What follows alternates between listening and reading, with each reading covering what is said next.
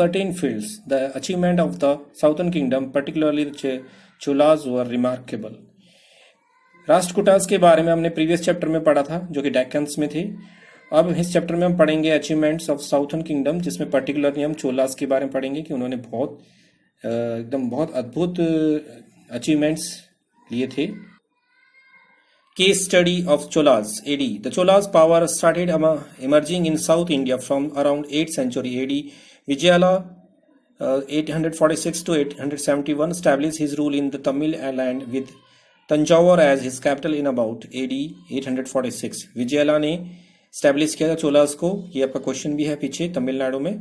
He is regarded as the founder of imperial Cholas, जैसे बताया था मैंने, ये फाउंडर कहलाते हैं। His grandson Prantaka first AD 1907 to 1955 established his supremacy in the south. तो इन्होंने साउथ में पूरा अपना दबदबा बना रखा था। He defeated the Pandya kingdom of Madurai and extend his territory further south. इन्होंने पांड्या किंगडम को मदुरई से हटा दिया और अपना जो टेरिटरी था साउथ इंडिया में फैला दिया। He took the title of Madurai कोंडावन। तो मदुरई कोंडावन इन्होंने अपना एक टाइटल अपनाया था, इनको मिला था, द कनक्वर ऑफ मदुरई, और इसीलिए इनको कनक्वर ऑफ मदुरई भी कहते हैं। Raja Raja first AD 985 to 1016 with the accession of Raja Raja First, the Cholas Empire witnessed a glorious period in its history. तो हम जिसे राजा राजा फर्स्ट का एसेशन देखते हैं, the Cholas empire witness a glorious period in its history. तो इसका history में बहुत ही मतलब इसका जो है पीरियड वो बहुत ही रिच है, जिसको हम देख सकते हैं कि बहुत ही फेमस है, लोग पसंद करते हैं। He extended his empire both in the north and the south. He defeated the Chalukyas of Kalyani.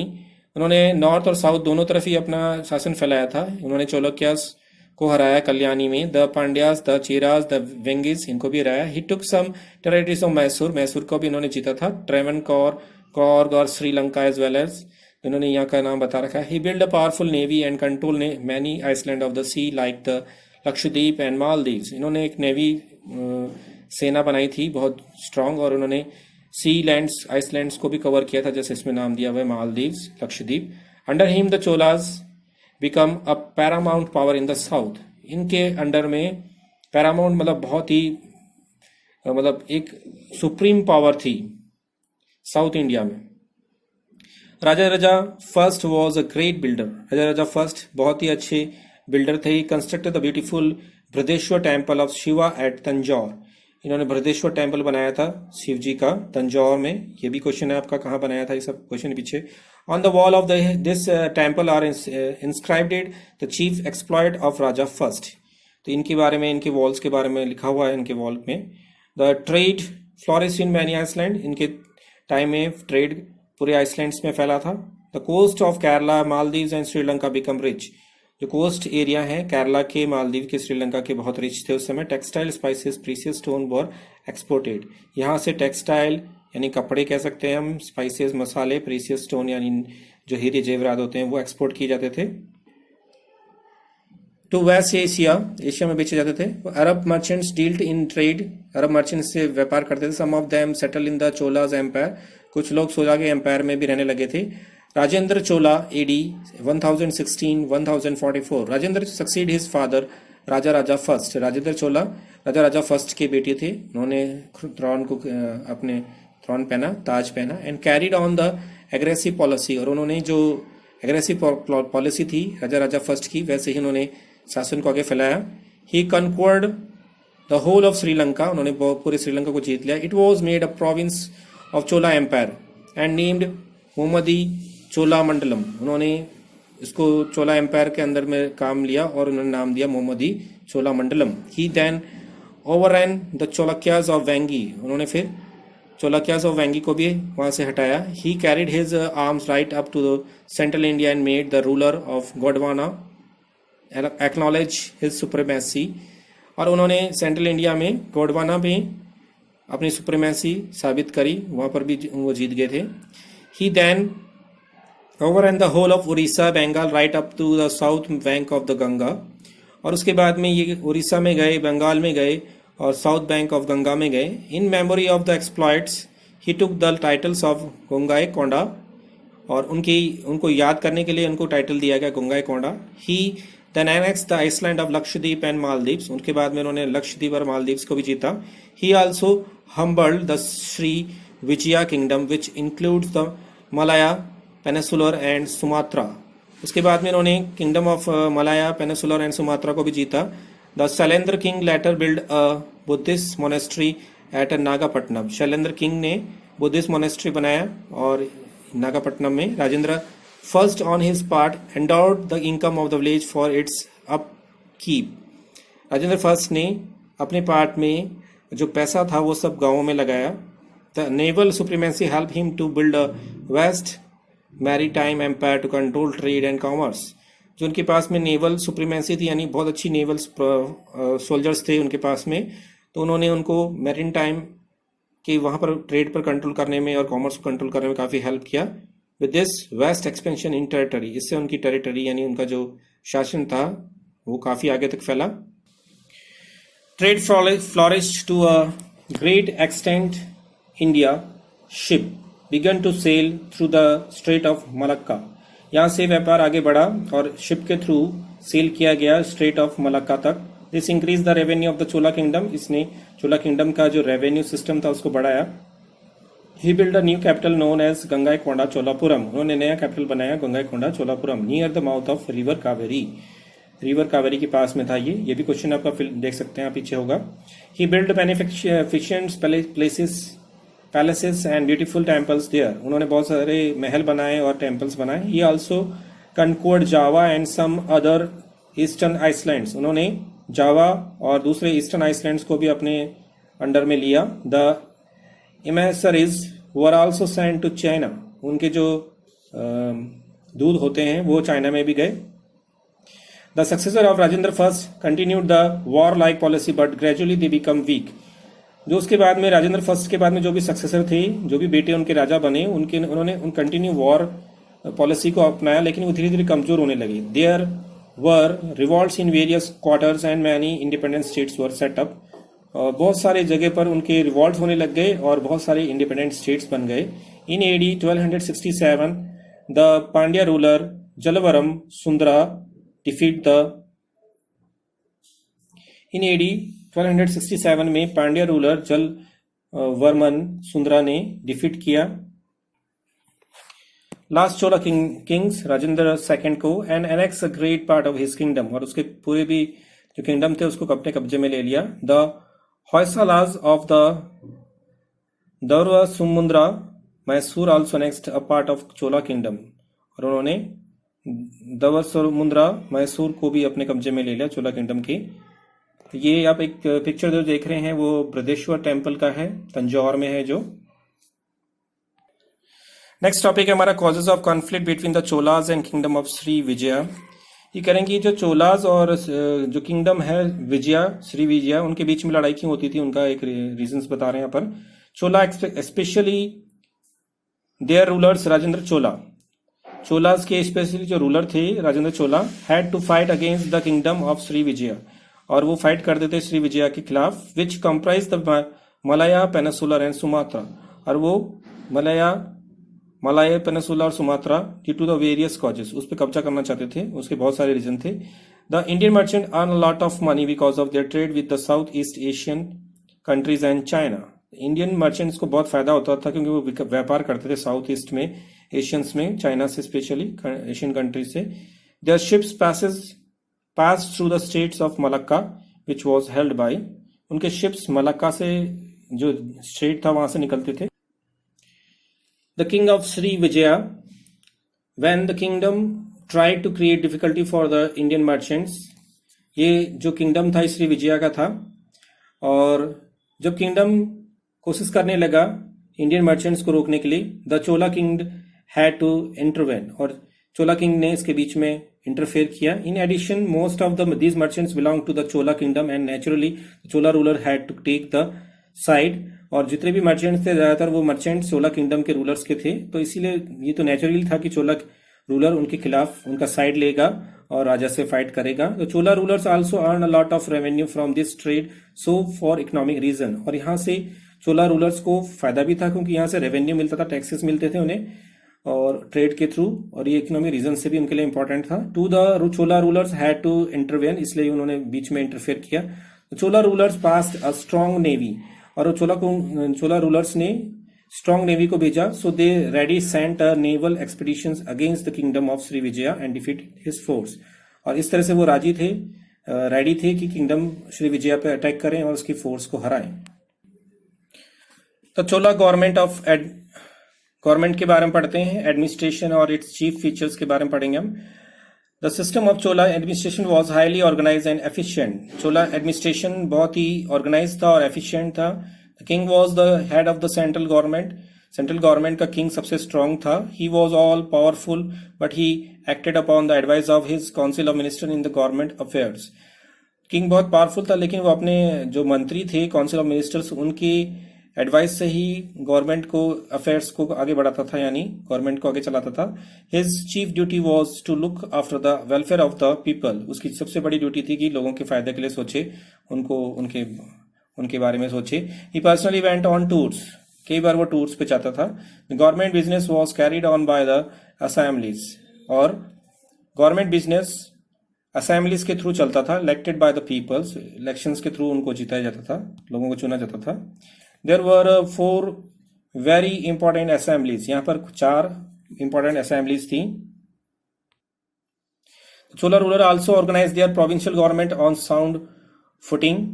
Chola rulers ने ऑर्गेनाइज कर रखा था एक प्रोविंशियल गवर्नमेंट को।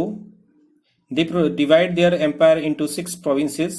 उन्होंने अपने जो किंगडम था उसे एम्पायर को पूरा 6 प्रोविंस में डिवाइड कर रखा था, जिसे हम मंडलम कहते हैं। Each mandalam was divided into a number of valanadus, और हर मंडलम वेलेंडूज में डिवाइड था, जिसको हम डिस्ट्रिक्ट कहते हैं। जैसे हम स्टेट के अंदर देख सकते हैं, पहले हम स्टेट में डिवाइड करते हैं, उसके बाद में हम डिस्ट्रिक्ट्स में डिवाइड करते हैं।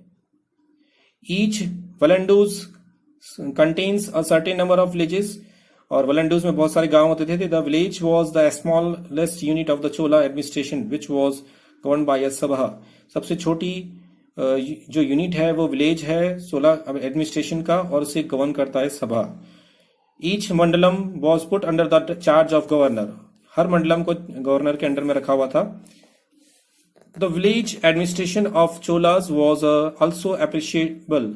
जो विलेज एडमिनिस्ट्रेशन था चोला का वो भी बहुत तारीफ के काबिल था। The village were the main centre of the administration and culture life in south India. जो गांव है वो मेन एडमिनिस्ट्रेशन सेंटर है, कल्चर का भी सेंटर है साउथ इंडिया में। In administration in the village was carried on by the village assemblies which were of the 3 types and worked like a local self-government. Administration of village was carried out by the village assemblies.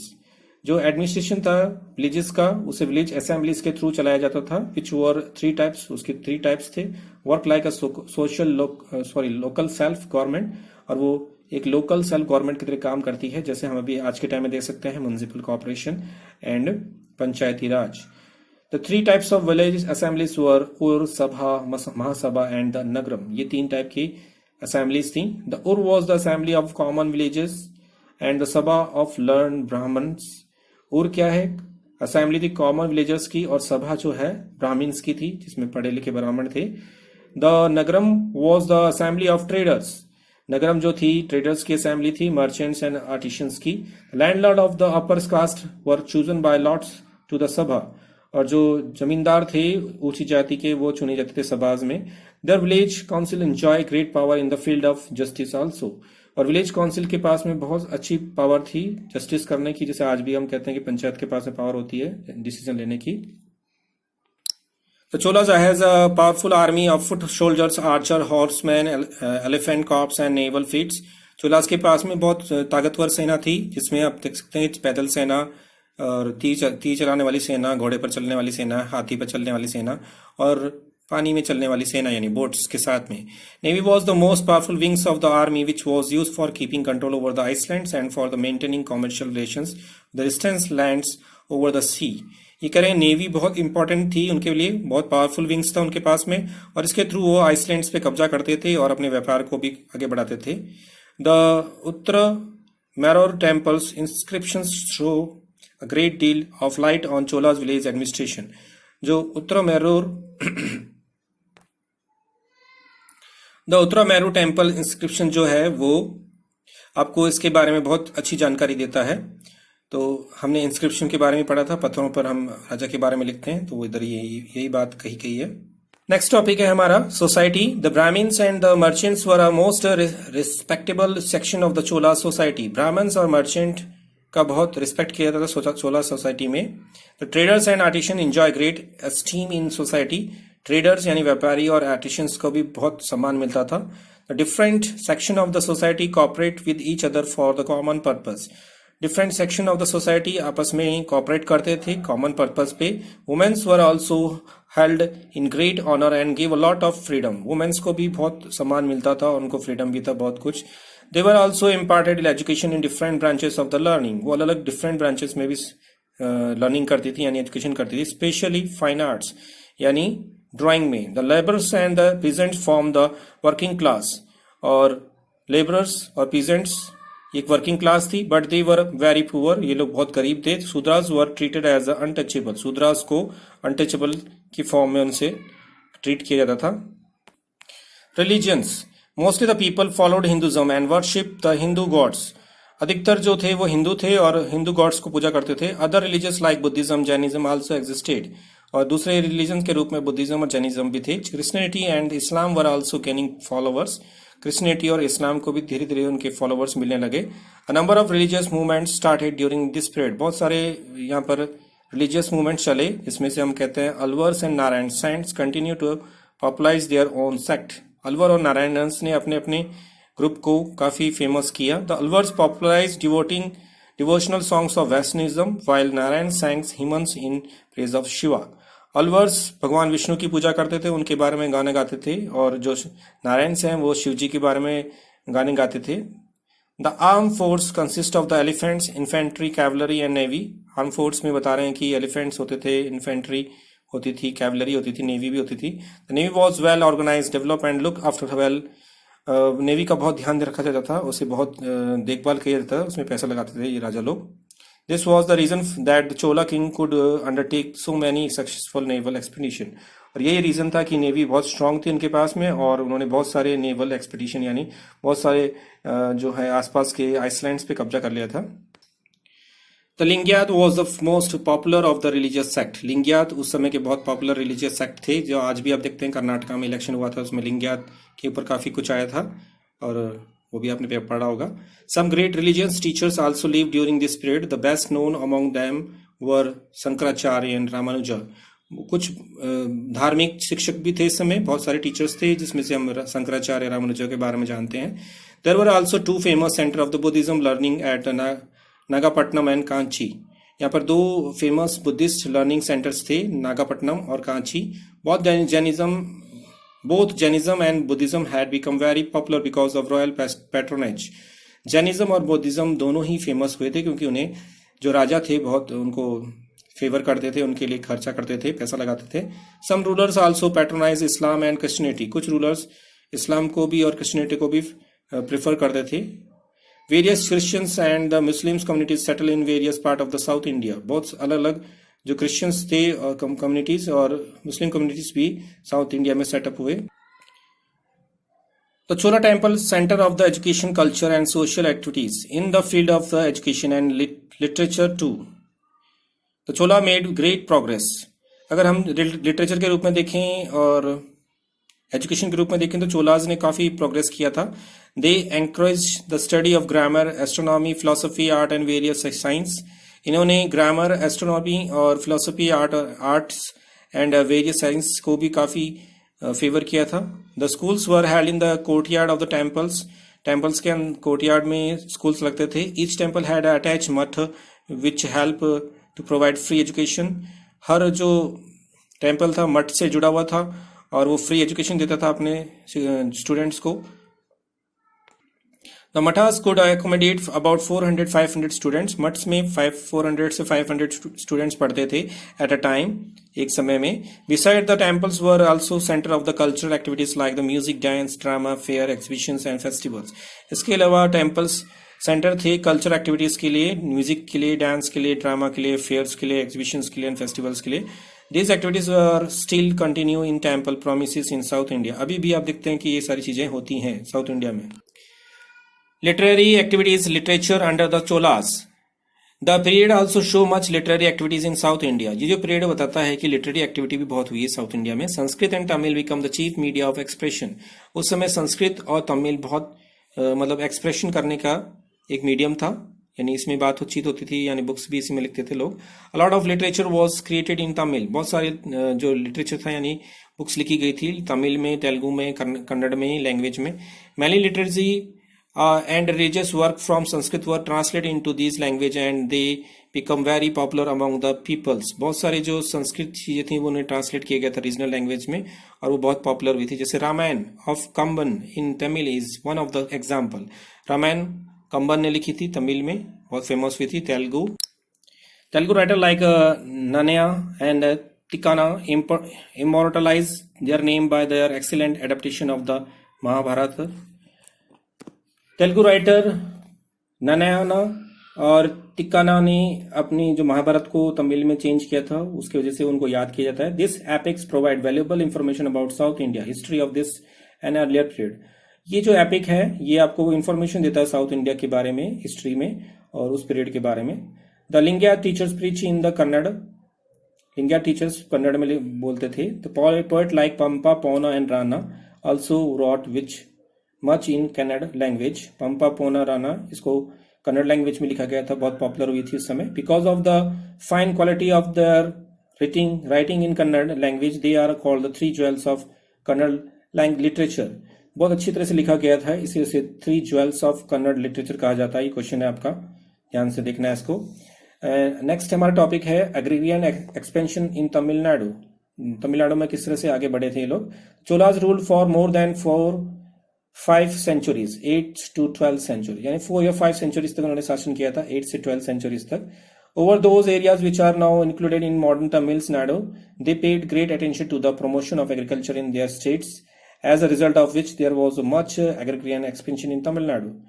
तो ये कह रहे हैं कि इन्होंने बहुत ध्यान दिया था किसके ऊपर, सबसे ज्यादा एग्रीकल्चर के ऊपर. इसका रिजल्ट यही था कि यहाँ पर एग्रीकल्चर के रूप में तमिलनाडु बहुत फेमस हुआ था. They paid attention to irrigation. उन्होंने इरिगेशन पे ध्यान दिया था. Almost all river, specially river Kaveri, were use for this purpose. उन्होंने सभी रिवर्स को यूज किया था, स्पेशली कावेरी रिवर को यूज किया था इस पर्पज के लिए. In areas where it was not possible to take the river water, various tanks of irrigation were build. जहां पर रिवर को यूज नहीं कर सकते थे वहां पर उन्होंने टैंक्स बनाए सिंचाई के लिए. Cholas provide for a tank and a committee which look after the distribution of water in the fields. Cholas ने टैंक कम्युनिटी बना रखी थी जो कि पानी के डिस्ट्रीब्यूशन को तय करती थी, किस फील्ड में किसको कितना दिया जाएगा. जैसे गांवों में बहुत लड़ाई होती पानी के लिए. They also carried out a elaborate survey of the land in order to fix the government share of the land revenue. और उन्होंने एक सर्वे भी करके ये फिक्स कर दिया था कि गवर्नमेंट को कितना शेयर मिलेगा किस जमीन से. And doing so, they always kept the interest of the cultivators in mind. और ये सब चीजें करने के टाइम में उनके माइंड में जो किसान होते थे उनका इंटरेस्ट भी उनके माइंड में रहता था, यानी उनके बारे में भी ये सोच करके टैक्स लगवाते थे. In case of failure of crops due to the drought और heavy rains, the lands revenue was exempted. जब भी कभी सूखा पड़ता या ज्यादा बारिश होती थी उससे नुकसान होता था तो उस समय वो रेवेन्यू को माफ कर देते थे. The cultivators were also provide loans to meet emergencies. Cultivators को लोन भी मिलता था इमरजेंसीज के लिए. Last but not the least, the grant of the rent free land knows as brahmadeya. सबसे आखिरी बात यह है कि कुछ फ्री ग्रांट्स भी देते थे, जमीन देते थे, जिसे ब्रह्मदेया कहते थे. To the Brahmans did wonders. ये ब्राह्मण्स के लिए था. The Brahmans played an important roles in the agriculture expansion in Tamil Nadu. Brahmans ने भी बहुत इंपॉर्टेंट रोल किया था एग्रीकल्चर को फैलाने में तमिलनाडु में. With the help of nomadic and semi nomadic tribes. उन्होंने जो नोमैडिक लोग हैं और जो सेमी नोमैडिक ट्राइब्स हैं उनको हेल्प किया था. They clear the jungles and brought more and more land under cultivations. इस वजह से जो जंगल है उसको उन्होंने काट करके साफ करके उनको एग्रीकल्चर में चेंज किया. At their instance these nomadic and semi nomadic tribes also settle down to agriculture. इस वजह से जो नोमैडिक हैं, सेमी नोमैडिक्स हैं, ये लोग भी सेटल हो गए थे एग्रीकल्चर की वजह से. Thus the Brahmin family become instrumental not only in improving agriculture but also in extending cultivations. तो इस तरह से हम ब्राह्मण फैमिलीज को कह सकते हैं कि ये एक इंस्ट्रूमेंट बने थे ना केवल एग्रीकल्चर को स्ट्रॉन्ग करने के लिए बल्कि कल्टीवेटर्स को भी स्ट्रॉन्ग करने के लिए. So students, I am going to wind up this video. I hope you all like this video and you have to be understand and try to read the chapters clearly. If you have any kind of doubt, you must be write down in my comment section. And God bless you and bye.